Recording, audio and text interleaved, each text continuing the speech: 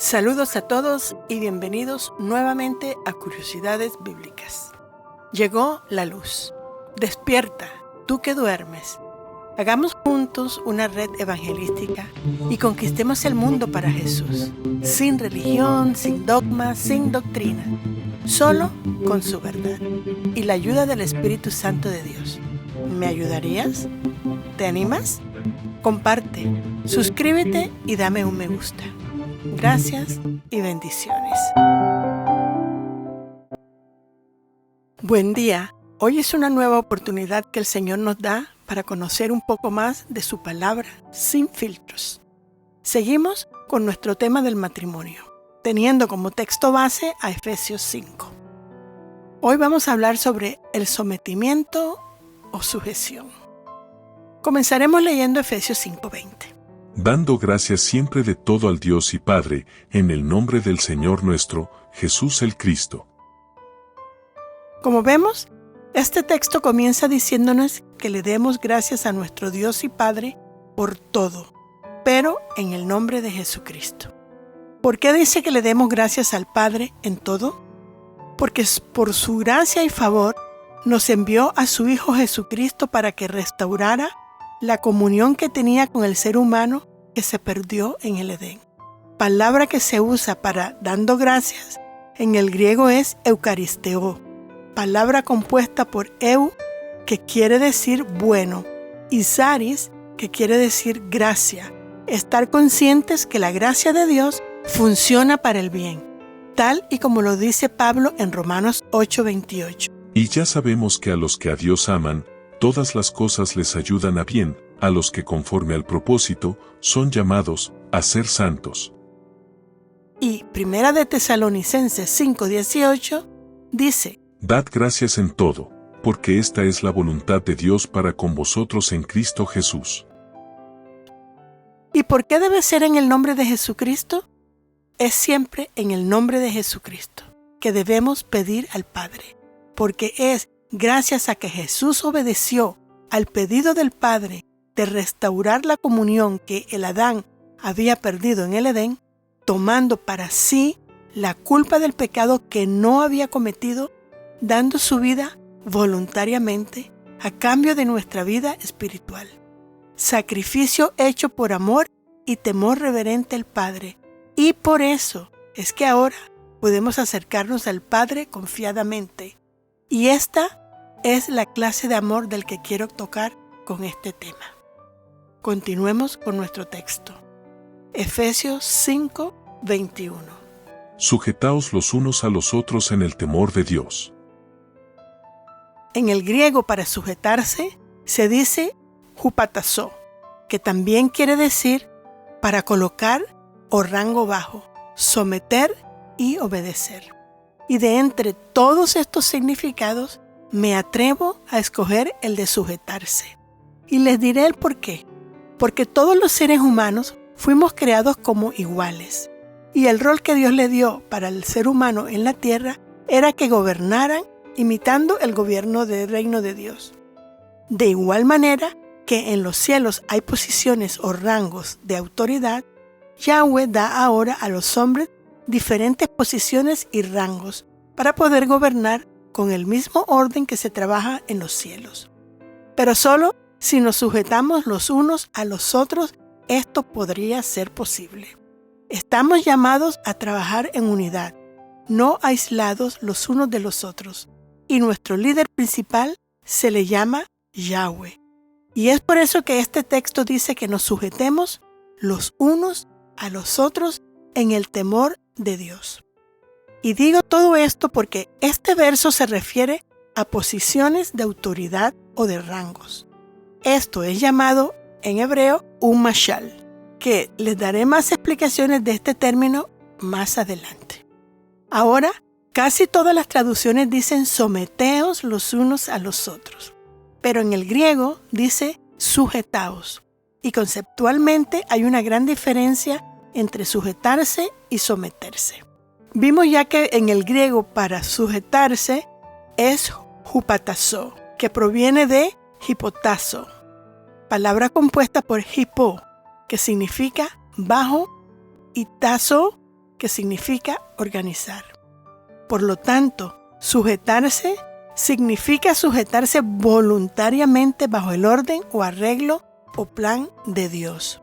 Por lo tanto, esta palabra griega, hipotazo, básicamente nos quiere llevar a la definición de un orden de autoridad o armonía, creado o establecido por Dios mismo, al que nos debemos sujetar voluntariamente para que las cosas funcionen según su plan.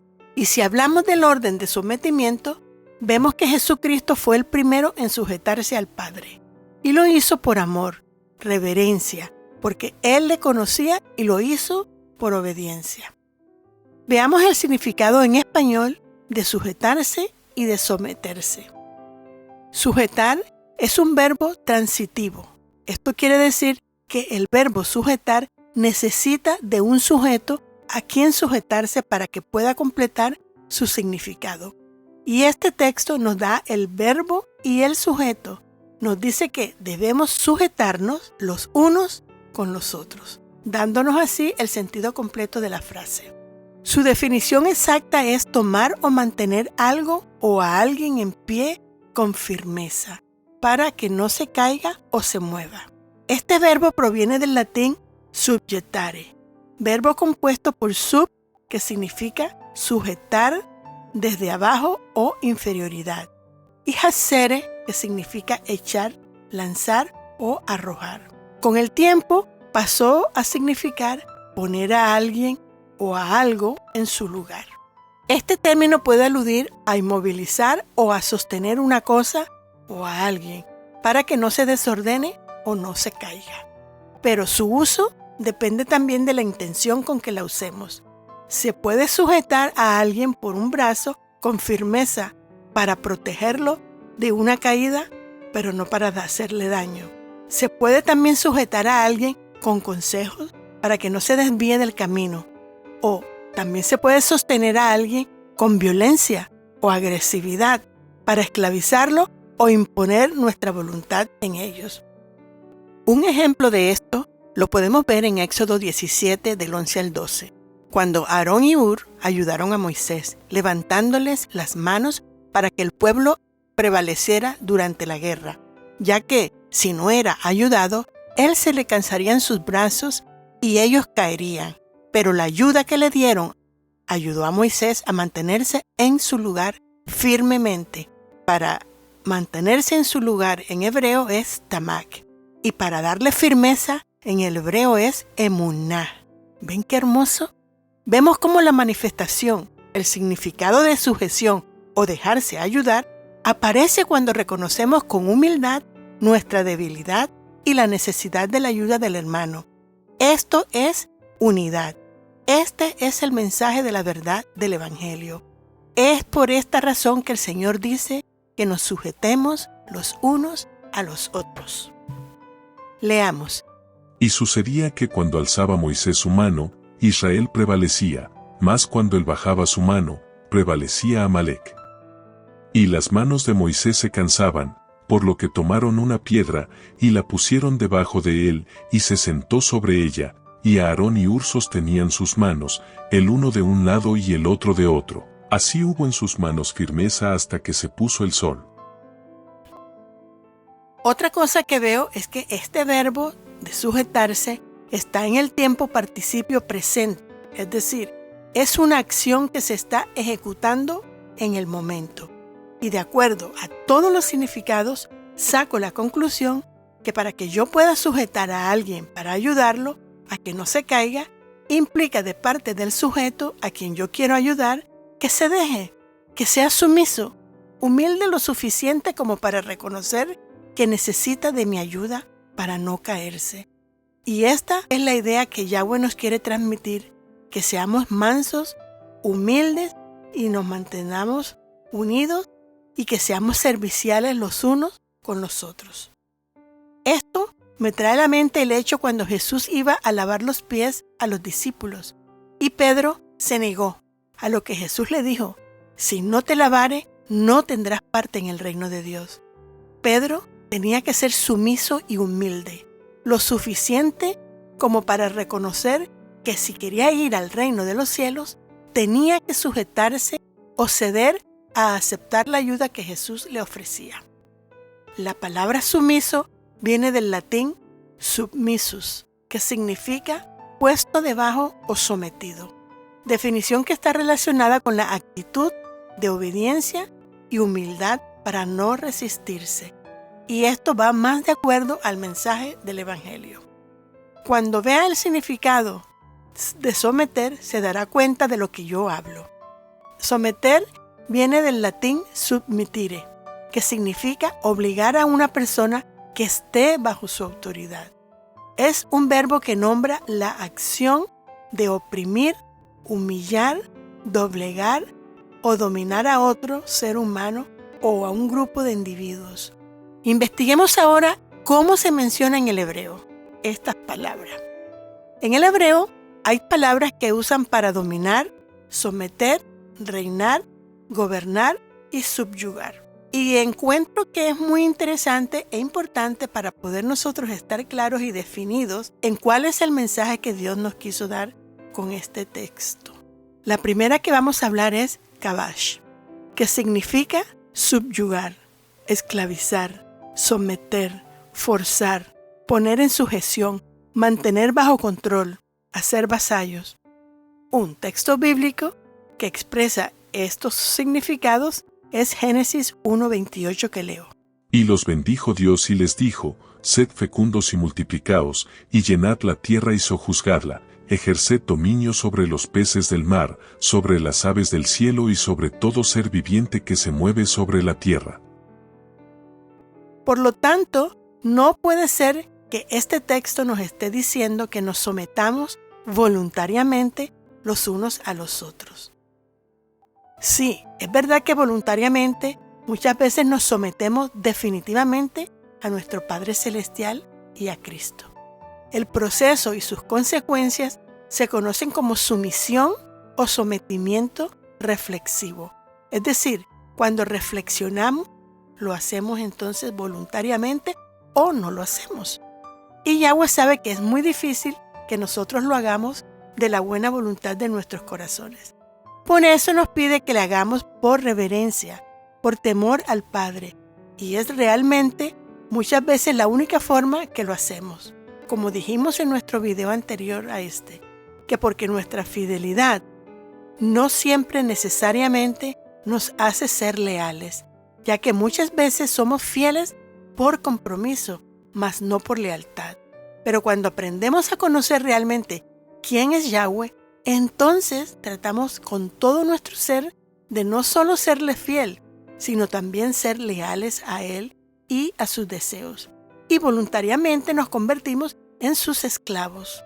Pero no nos tuvo que forzar, ni tuvo que imponérnoslo, ni tuvo que obligarnos, ni tuvo que humillarnos, sino que su amor nos conquistó, nos ató, nos unió a Él. Y para ejercer dominio está la palabra radá. Radá es nuestra segunda palabra, que significa señorear, gobernar. Tener el dominio, en esencia, implica ejercer autoridad, controlar o influir sobre algo o alguien, supervisar como para mantener el control.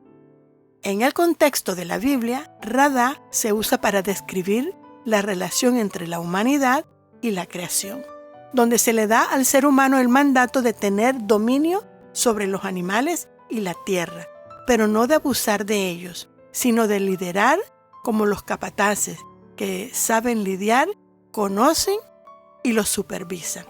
Este concepto lo podemos encontrar en Génesis 1:26 que leo.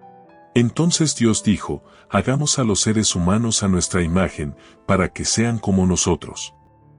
Ellos reinarán sobre los peces del mar, las aves del cielo, los animales domésticos, todos los animales salvajes de la tierra y los animales pequeños que corren por el suelo. Y como supervisión, como capataces, la podemos ver en Primera de Reyes 5:16. Sin contar los 3,300 capataces que tenía en las obras para dirigir a los trabajadores. Aquí la palabra que se usa para capataces es radá. La tercera palabra es Menshalá. Este no es un verbo, pero es un concepto. Significa gobierno, dominio, autoridad y reino. Se utiliza tanto para referirse al concepto abstracto de gobierno como a entidades concretas, como un reino o un gobierno específico. Tenemos como ejemplo bíblico a Génesis 1:16 que leo. E hizo Dios las dos luminarias grandes, la luminaria grande para que señoreara en el día, y la luminaria pequeña para que señoreara en la noche, y las estrellas. Y esta palabra nos lleva a nuestra última palabra que es Mashal. Mashal, como se deriva de una raíz que significa gobernar o dominar, se considera a los proverbios como una palabra de autoridad. Esta es una palabra muy interesante, porque aunque significa proverbio, parábola, adagio o ilustración, también puede referirse a refranes o a una comparación, a una semejanza, a una imitación, alegoría que transmita una enseñanza o una verdad mucho más profunda. Esta forma literaria era la que Jesús usó como su herramienta en sus enseñanzas, que conocemos como parábolas. Estas son ilustraciones tomadas de la observación del comportamiento humano o de la naturaleza para llevar una enseñanza más profunda y más comprensible, con el propósito de que sea aplicable. Yo misma les acabo de dar un uso de este significado, cuando ilustré la imitación o semejanza que hay entre el reino de los cielos con el de la tierra, para hablarles acerca de la sujeción. Pero también significa gobernar, dominar, tener poder, y es usada en el concepto de dominar o enseñorearse, ya que las luminarias fueron creadas para que dominen y se enseñoreen durante el día, una y la otra durante la noche. Génesis 1:18. Y para señorear en el día y en la noche, y para apartar la luz y las tinieblas, y vio Dios que era bueno. También tenemos un ejemplo del uso de esta palabra como dominio o dominar, en Génesis 3:16, que fue cuando Yahweh le declara a Eva las consecuencias que tenía por causa de su desobediencia. Y una de esas consecuencias es de la que me quiero referir, que fue que su deseo sería gobernado o dominado por su marido. Leamos pues para ver qué es lo que realmente el Señor le dijo a Eva. Génesis 3:16. Luego le dijo a la mujer, haré más agudo el dolor de tu embarazo, y con dolor darás a luz.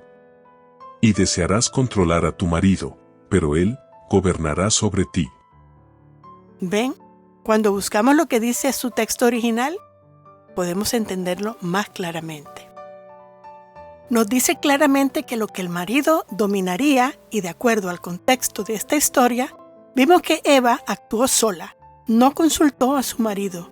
Y usted me preguntará, ¿por qué ella tenía que consultarle a él lo que iba a hacer? Le diré el por qué.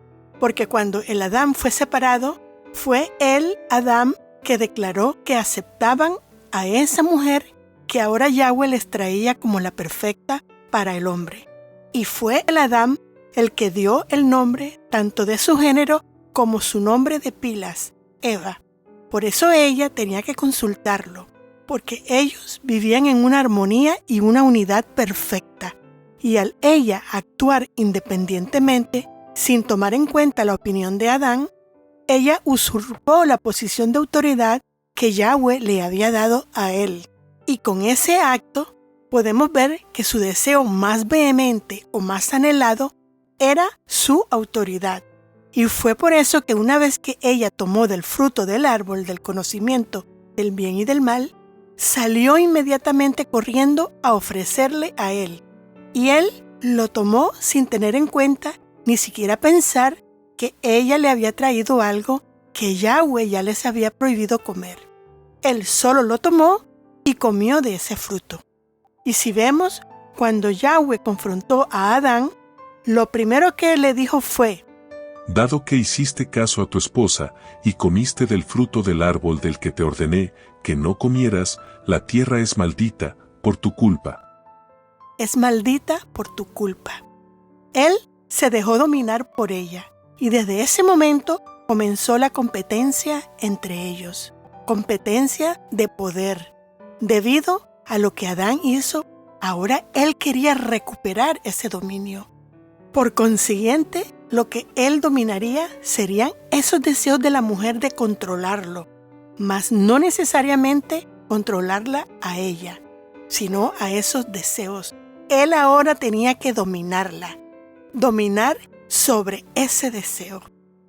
Veamos a qué se refería con eso de los deseos de ella.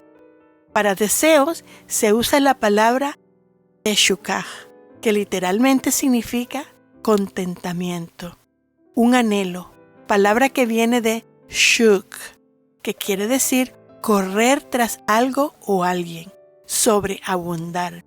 Y en este caso, lo que el Señor le quiso decir a la mujer fue que el marido trataría de dominar sobre ese gran deseo que ella carga, que ella anhela. Ese deseo que la hace correr y hacer lo que tenga que hacer para alcanzarlo. Y ese deseo es el de controlar. Y por esta causa, ahora habrá competencia de poder entre ellos. Cuando antes del pecado, esta competencia o deseo de poder no existía. Pero ahora, Él querrá dominar sobre esos deseos. Él querrá dominar, no que ella domine. No sobre ella, mas sobre sus deseos, que se desbordan dentro de ella como cuando las aguas corren desenfrenadamente. Y tiene sentido, porque esa historia de Eva nos dice que lo que a Eva la motivó a desobedecer y comer del árbol del conocimiento del bien y del mal fue precisamente ese deseo de tener el conocimiento de Yahweh para poder controlar, para poder dominar. Y la palabra teshukah o deseos solo aparece 3 veces, siendo aquí la primera. La otra es con referencia a los deseos sexuales y nos define ese deseo. Veamos entonces a Cantar de Cantares, donde se refiere a las pasiones o deseos sexuales. Cantar de Cantares 7:10. Yo soy de mi amado, y conmigo tiene su contentamiento. Ven, oh, amado mío, salgamos al campo, moremos en las aldeas, levantémonos de mañana a las viñas, veamos si florecen las vides, si se abre el cierne, si han florecido los granados, allí te daré mis amores. Y la otra es la forma literaria figurativa que aquí se usa cuando dice que el pecado está a las puertas. Y Yahweh le habla a Caín acerca de esos deseos tan anhelados que estaban dentro de él. Esos deseos de poder que según él lo conseguiría si se deshiciera de su hermano Abel, porque estaba celoso de él. Y por eso es que Yahweh le dice que él debe dominar a esos deseos de poder que lo hacen hacer lo que sea, cualquier cosa, con tal de conseguir lo que él desea. Y no permitir que esos deseos lo dominen a él o lo controlen. Y aquí para dominar se usa la palabra mashal. Y para deseos se usa el término teshukah, de deseos incontrolables o desenfrenados del hombre, que siempre tratan de dominarnos o controlarnos. Leamos Génesis 4:7. Cierto que si bien hicieres, serás acepto, y si no hicieres bien, a las puertas duerme el pecado, y a ti será su deseo, mas tú debes enseñorearte de él. Así que he hecho toda esta gama de explicación porque creí que era necesario para poder comprender todo este capítulo y así poder entonces comprender lo que viene más adelante. Así que cuando vemos todos estos textos, vemos la diferencia tan marcada que hay entre sometimiento, sujeción, dominio, sojuzgar e imitación. Ahora podemos saber con precisión cuál es la palabra que se debe usar en este texto que acabamos de usar hoy.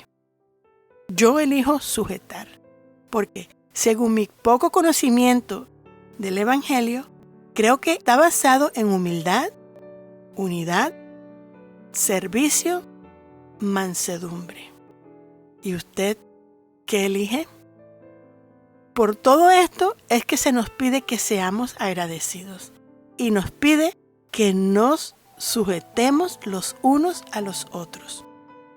Y con esto terminamos por ahora y continuaremos viendo la parte que le corresponde a nuestros mariditos.